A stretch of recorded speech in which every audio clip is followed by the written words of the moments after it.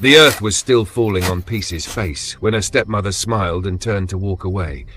But the ground began to shake. The soil cracked open. A small hand pushed through, then another. Peace rose from her grave while the woman who buried her watched in terror. The ancestors had rejected the sacrifice, and now everyone would know the truth. But let us start from the beginning. Peace was only 7 years old when her mother died. She remembered that night well. The smell of herbs boiling in clay pots, the sound of her mother's breathing, slow and heavy, the way her father held her mother's hand and whispered prayers that went unanswered. When morning came, her mother was cold. The village women came to wash the body. They sang songs Peace did not understand. Her father sat outside their compound, staring at nothing. He did not speak. He did not eat. For 3 days he was like a man made of stone. Peace tried to climb into his lap the way she used to, but he pushed her away gently. She did not cry. Something inside her knew that crying would not bring her mother back. They buried her mother under the old mango tree behind the compound. Peace placed a flower on the grave.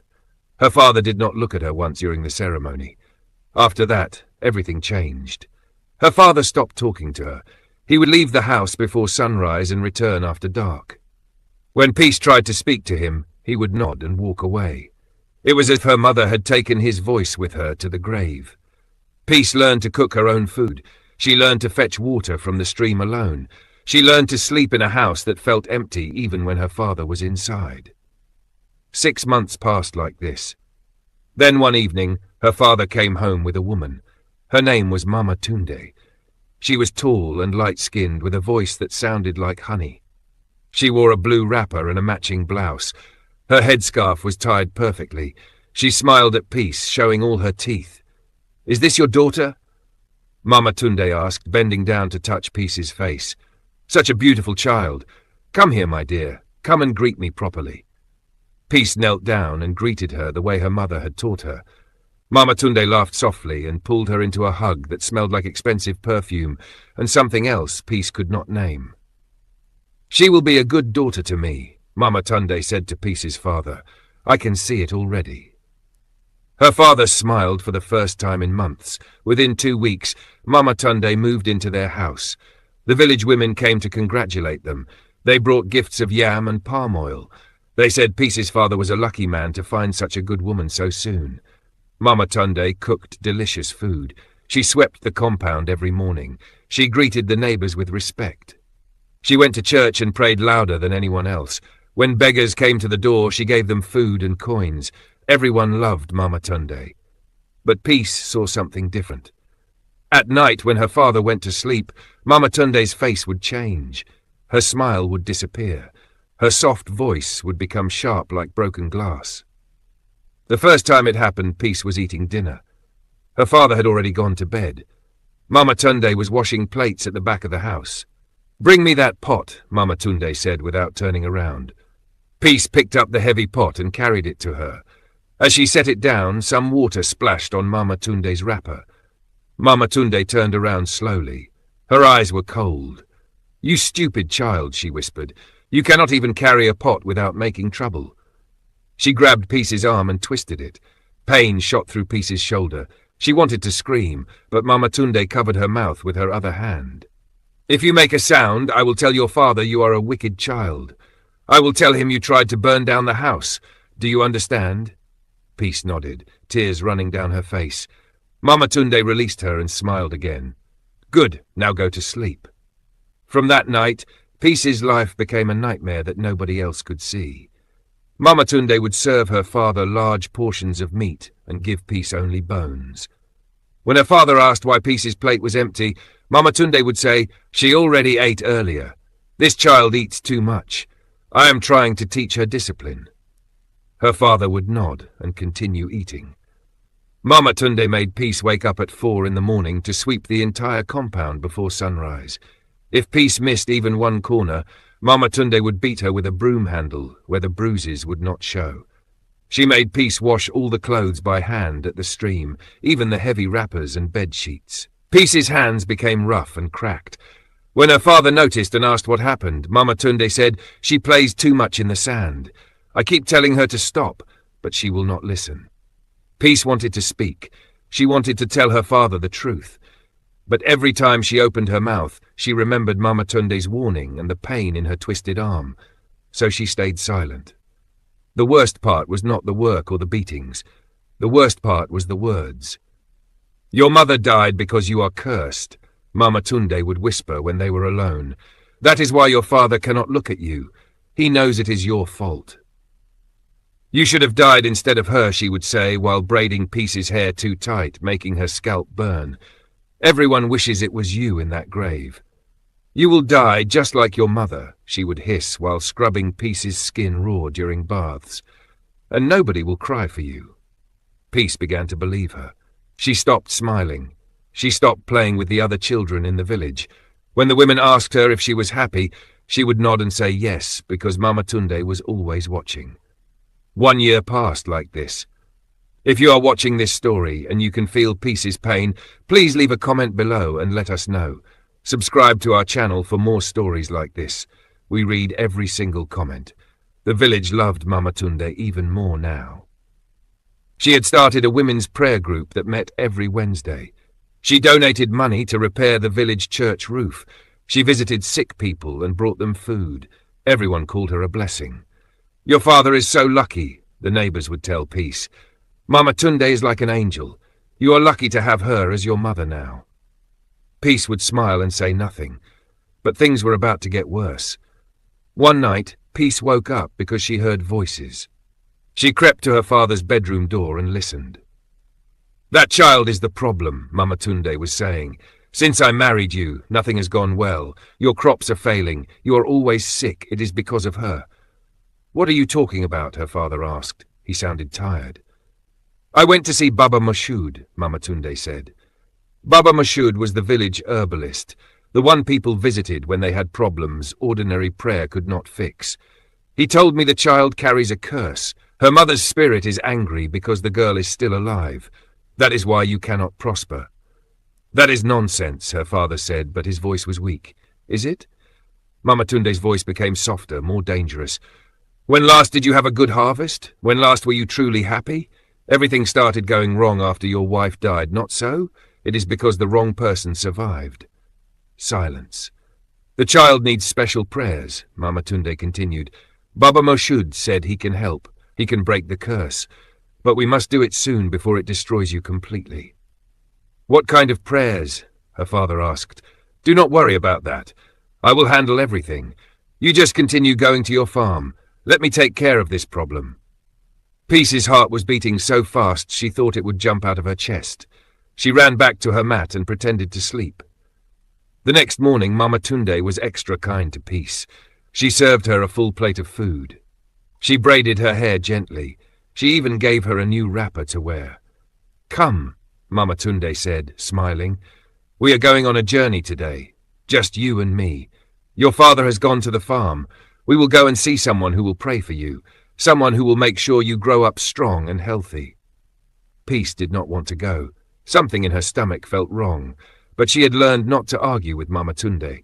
They walked for hours. They left the village and followed a narrow path into the forest. The trees grew thicker. The sunlight disappeared. Strange birds made sounds Peace had never heard before. "Where are we going?" Peace asked. Her voice was small. "Not far now," Mama Tunde said. She was walking fast, pulling Peace along by the hand. "Just a little further." They reached a clearing in the forest.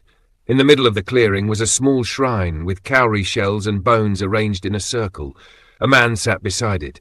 He was old and bent, with eyes that looked cloudy like spoiled milk. "Baba Mashood." "You brought her," he said. It was not a question. "Yes," Mama Tunde replied. "Do what we discussed." The old man stood up and walked around Peace in a circle, muttering words she could not understand. He threw some powder in the air. He shook a rattle made of dried gourds. Then he stopped and looked at Mama Tunde. "The girl must stay here for 3 days and 3 nights.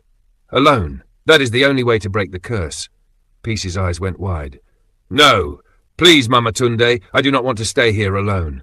Mama Tunde knelt down and touched Peace's face. Her smile was gentle. Her eyes were empty. "My dear child, this is for your own good. If we do not do this, you will die young like your mother. Do you want that?" "No, but..." "Then you must be brave. Baba Moshood will leave food for you. In 3 days I will come back and get you, and when you return home, the curse will be broken. Your father will love you again. Everything will be better. Do you understand?" Peace wanted to run, but Mama Tunde's grip on her shoulder was too strong. "I will be back soon," Mama Tunde said. She stood up and walked away without looking back. Baba Moshood pointed to a small hut at the edge of the clearing. "Sleep there," he said. Then he too disappeared into the forest. Peace was alone. She sat in front of the hut and cried until her throat hurt. When night came, she went inside and curled up on the dirt floor. She could hear animals moving outside, owls hooting, something heavy walking through the bushes. She did not sleep. 3 days, she told herself. Just 3 days and Mama Tunde will come back. But deep down, Peace knew the truth. Mama Tunde was not coming back. The first day was the hardest. Peace waited by the path, thinking every sound was Mama Tunde returning. But no one came. The food Baba Moshood had left was just a small bowl of cold yam. Peace ate half and saved the rest. The second day she explored the clearing. She found a small stream and drank water. She picked some wild berries that she had seen birds eating. Her stomach hurt, but she did not die. The third day, Peace stopped waiting. She understood now. This was not about breaking a curse. This was about making her disappear. She thought about her mother. She wondered if her mother could see her from wherever dead people go. She wondered if her mother was angry that Peace had not fought harder, had not told her father the truth. "I am sorry, Mama," Peace whispered to the trees. "I tried to be good. I tried to be quiet, but it was not enough." Night fell on the third day. Peace lay in the hut, staring at the darkness. She was so tired, so hungry. Maybe it would be easier to just close her eyes and not wake up. Maybe Mama Tunde was right. Maybe everyone would be happier if she was gone. She was about to fall asleep when she heard footsteps. Hope jumped in her chest. Mama Tunde came back after all. But when the footsteps got closer, Peace realized there were too many of them, and they were moving wrong, too slow, too heavy. The door to the hut opened. 2 men stood there. Their faces were covered with dark cloth. They carried ropes and a large sack. "Is this the one?" one of them asked. "Yes," said a voice behind them. A voice Peace recognized. Mama Tunde stepped into view, but she was not alone. Baba Moshood was with her. "The sacrifice must be done before midnight," Baba Moshood said. "That is when the spirits are strongest." Sacrifice. The word crashed into Peace's mind like thunder. This was never about prayers or curses. Mama Tunde had brought her here to kill her. "No," Peace whispered. Then louder, "No, please." She tried to run, but the men were faster. They grabbed her arms and legs. She screamed and kicked and bit, but they were too strong.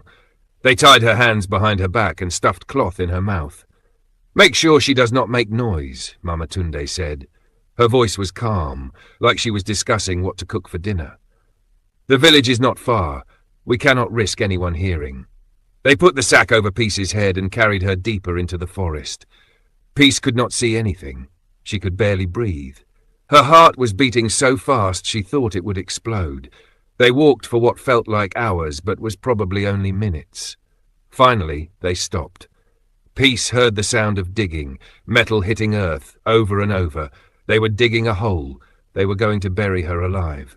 If you have made it this far in this story, please hit the subscribe button and ring the notification bell.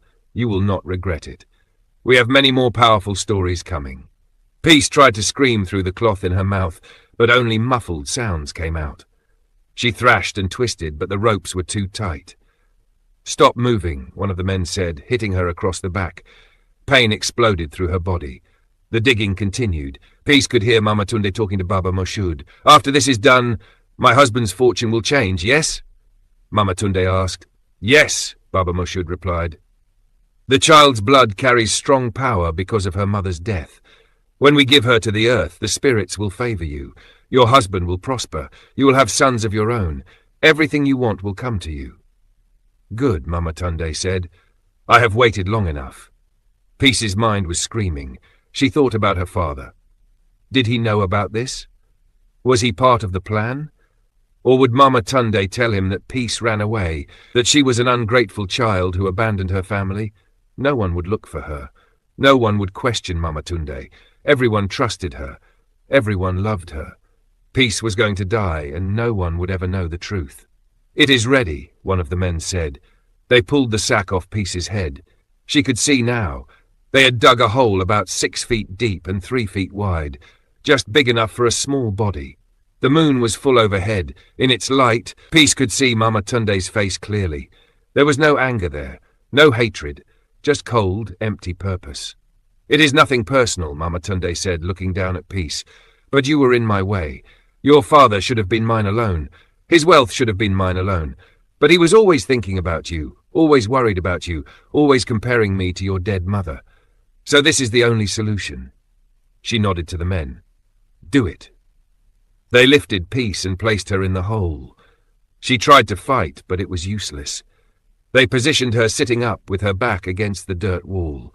Then they started shoveling earth on top of her. The first shovelful hit her legs, then her stomach, then her chest. Peace's eyes were wide with terror. She looked up at the sky, at the moon and stars, trying to memorize them because they would be the last things she would ever see. Mama Tunde stood at the edge of the hole, watching. Her face was peaceful, almost bored. The earth reached Peace's shoulders, then her neck. This was it. This was how she would die. 7 years old, buried alive in a forest, killed by the woman who was supposed to protect her. Peace closed her eyes. She thought about her mother one last time. She whispered a prayer in her heart, even though she did not think anyone was listening. "Mama, if you can hear me, please help me. Please do not let me die like this." The earth covered her mouth, her nose, her eyes. Everything went dark. Peace could not breathe. She tried to move, but the earth was too heavy, pressing down on her from all sides. Her lungs were burning. Her head was pounding. She was going to suffocate in the next few seconds. This was death. But then something strange happened. The earth around her began to feel warm, then hot. Then it started to move. Peace did not understand what was happening. Was this what death felt like? Was her spirit leaving her body? But no, she was still aware, still conscious. And the earth was definitely moving, shifting, like something was pushing it away from her. Above ground, Mama Tunde and the men had finished filling the hole. They patted down the earth and covered it with leaves and branches to hide any sign of digging.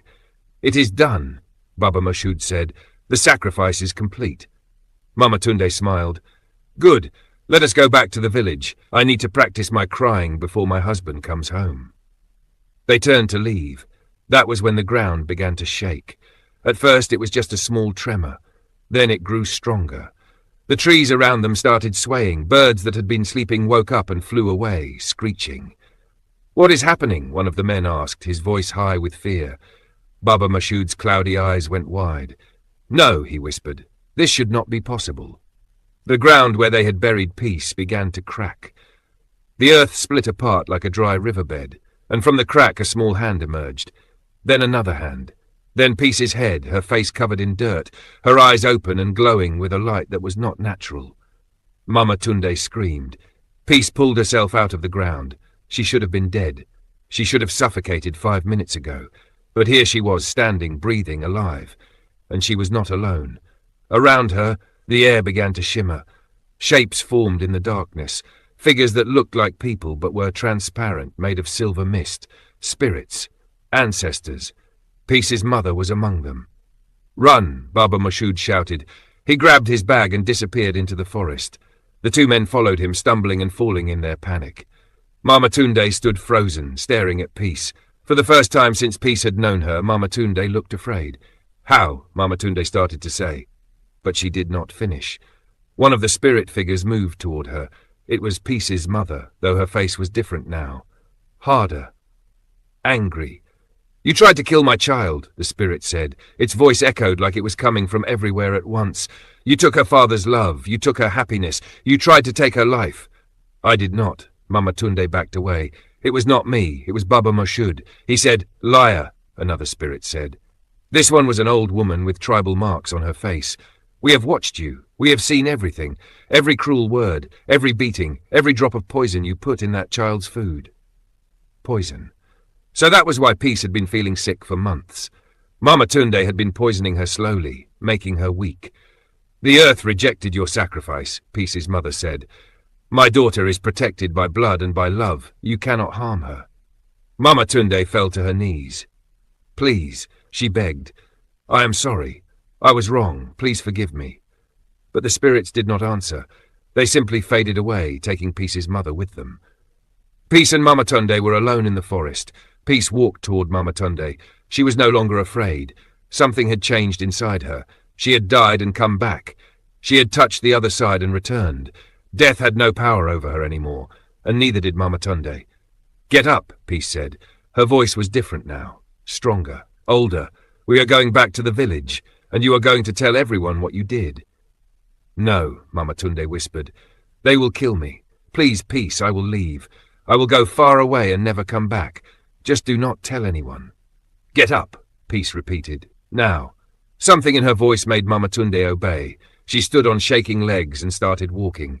Peace followed behind her, guiding her back toward the village. It took them 2 hours to reach home. Dawn was breaking when they arrived. Peace's father was outside the compound, pacing back and forth. When he saw them, his face filled with relief and confusion. "Peace, where have you been? I've been looking everywhere." He stopped when he saw Mama Tunde's face, dirty and terrified, and Peace's face calm and cold. "What happened?" "Ask your wife," Peace said. Her father looked between them. "What is she talking about?" Mama Tunde opened her mouth, but no words came out. She tried again. Nothing. "She cannot speak," Peace said. "The spirits have taken her voice until she confesses, so I will tell you myself." And Peace told him everything. Every beating, every cruel word, every hungry night, the poison, the forest, the hole in the ground. Her father's face changed as she spoke. Disbelief became horror. Horror became rage. "Is this true?" he asked Mama Tunde. Mama Tunde tried to shake her head, but her body would not obey. Instead, she nodded. Yes, it was all true. By now, neighbors had gathered, woken by the commotion. They stood in a circle around them, listening. Peace's father grabbed Mama Tunde by the arm. "You tried to kill my daughter? You tried to bury her alive?" Mama Tunde fell to her knees again, this time in front of him. Tears ran down her face, but still no words came out. "Speak," her father shouted. "Defend yourself." And suddenly Mama Tunde could speak, but the words that came out were not her own. They poured out in a rush, unstoppable, like water breaking through a dam. "I hated her," Mama Tunde said, her voice raw. "From the first day I saw her, I hated her. She reminded you of your dead wife. She had your love and I had nothing. So I hurt her. I starved her. I beat her. I poisoned her food to make her weak and sick. And when that was not enough, I took her to the forest and paid men to bury her alive so I could have you to myself." The crowd gasped. Women covered their mouths in shock. Men shook their heads in disgust. "But she survived," Mama Tunde continued, the words still flowing without her control. "The earth spat her back out. Her mother's spirit protected her. I failed. I failed. And now everyone knows what I am. A murderer, a monster." The confession ended. Mama Tunde collapsed on the ground, sobbing. Hit the like button if you believe in justice. Share this video if you have ever been hurt by someone everyone else trusted. Peace's father looked at his daughter, really looked at her for the first time in 2 years. He saw the thin body, the rough hands, the old scars on her arms and legs, all the signs he had missed because he was too deep in his own grief. "My daughter," he whispered. "What have I done?" He pushed past Mama Tunde and pulled Peace into his arms. He held her tight and cried into her hair. "I am sorry. I am so sorry. I should have protected you. I should have seen what was happening. Forgive me. Please forgive me." Peace did not cry. She just held her father and felt his heartbeat and remembered what it was like to be loved. The village chief arrived with his attendants. He had heard the news and came to see for himself. "This is a serious matter," the chief said, looking at Mama Tunde with cold eyes. "Attempted murder, child abuse, conspiracy with a dark herbalist. These are not small offences." "What will happen to her?" someone in the crowd asked. "She will be banished," the chief declared. "She will leave this village today and never return. If she is seen here again, she will be arrested and taken to the police, and we will send word to all the surrounding villages about what she has done. No community will accept her. She will wander alone until her dying day." Mama Tunde looked up at him. "Please," she begged, "do not do this. Where will I go? How will I survive?" "You should have thought about that before you buried a child alive," the chief said. Two men pulled Mama Tunde to her feet and dragged her to the edge of the village. She screamed and pleaded, but no one helped her. No one even looked at her. The woman everyone had loved was gone. In her place was a stranger, a criminal, an outcast. They pushed her onto the road that led away from the village. "Go," one of the men said, "and do not come back." Mama Tunde looked back one last time. Her eyes found Peace in the crowd. For a moment their gazes locked. Peace did not smile. She did not gloat. She just stared back, calm and unmoved. Mama Tunde turned and walked away. With each step she seemed to get smaller, more broken. Within minutes she was just a tiny figure in the distance. Then she was gone. Peace never saw her again. Word of what happened spread quickly. People talked about it for months. Some said Peace had special powers. Others said her mother's spirit was unusually strong. The story changed and grew with each telling. But Peace did not care about the stories. She cared about the fact that her father had come back to her. He sold the farm and used the money to send Peace to school in the city, far from the village and its memories. He visited her every month, bringing food and gifts and apologies. "I will spend the rest of my life making it up to you," he told her once. "You do not have to," Peace said. "You were in pain. You made a mistake. People make mistakes." "But I almost lost you," her father said, tears in his eyes. "If you had died in that forest, I would have never forgiven myself." Peace touched his hand. "But I did not die. The ancestors protected me. Mama protected me, and now we have a second chance." Years passed. Peace grew up strong and smart.